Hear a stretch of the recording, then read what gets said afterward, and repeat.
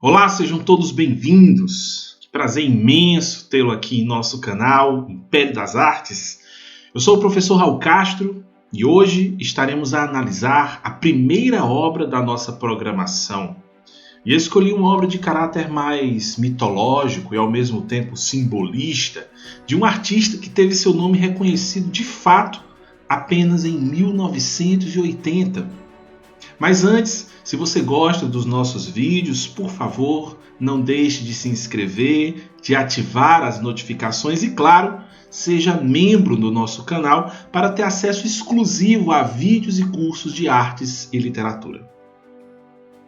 O autor em questão é o grande Adolf Himmelrichli. Ele foi um pintor judeu, nascido na Hungria e ficou bastante conhecido por suas pinturas alegóricas e míticas, e muitas delas associadas à Roma antiga. Um dos emblemas de Adolf foi ainda fazer esse tipo de temática em uma época em que a moda era o secessionismo de Viena, como Gustavo Klimt, e isso meio que apagou o seu nome das grandes academias.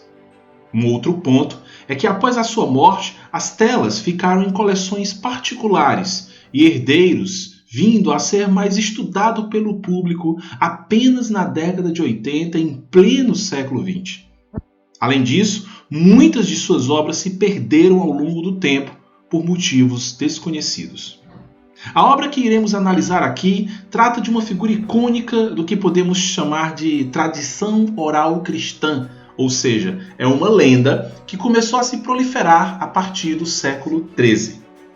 Teria tudo começado com as próprias palavras de Jesus Cristo em Mateus 16, 28, que assim diz: Assim vos digo, que alguns que estão aqui não provarão a morte, até que vejam o Filho do Homem vindo em seu reino.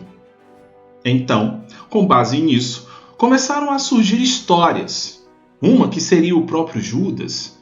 Em outras versões, é a de que seria um guarda do sumo sacerdote que teria esbofeteado Jesus. Mas a versão mais espalhada e conhecida é a de que seja Asverus, ou Assuero, sendo ele um contemporâneo de Jesus e que trabalhava num curtume, ou uma oficina de sapateiro em Jerusalém, numa das ruas por onde passavam os condenados à morte por crucificação, carregando suas cruzes. Na sexta-feira da Paixão, Jesus Cristo, passando por aquele mesmo caminho, carregando sua cruz, teria sido importunado com ironias, ou teria sido até mesmo agredido, verbal ou fisicamente, pelo coureiro Asverus.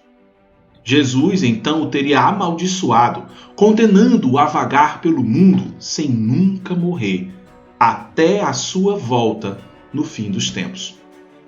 Assim, sendo esse homem, nunca morreria até que ocorresse a volta de Cristo.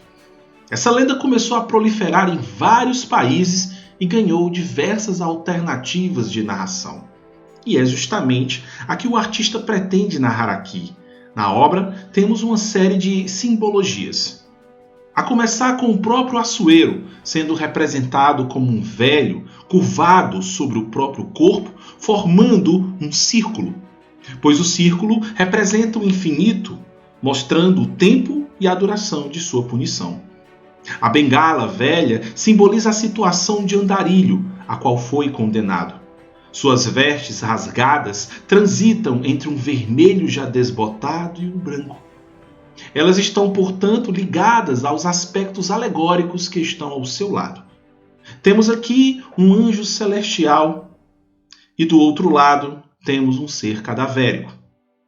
Um representa a esperança e o outro a morte. Mas Assuero está de costas para a esperança, enquanto um dos braços da morte parece se apoiar sobre ele. A morte, inclusive, possui duas hastes de madeira, lembrando aqui a crucificação. Mas por quê? Lembre-se que ele só conheceria a morte quando o reino de Deus viesse com seu reino. Assim, Assuero estará prestes a morrer, pois é sinal de que Jesus estará em breve retornando. Por isso, sua proximidade com a morte e sua distância do anjo. Ou seja, enquanto o reino dos céus se aproxima, Assuero é o inverso dela. Aqueles que morreram possuem a esperança da ressurreição, mas para Assuero se dá o contrário.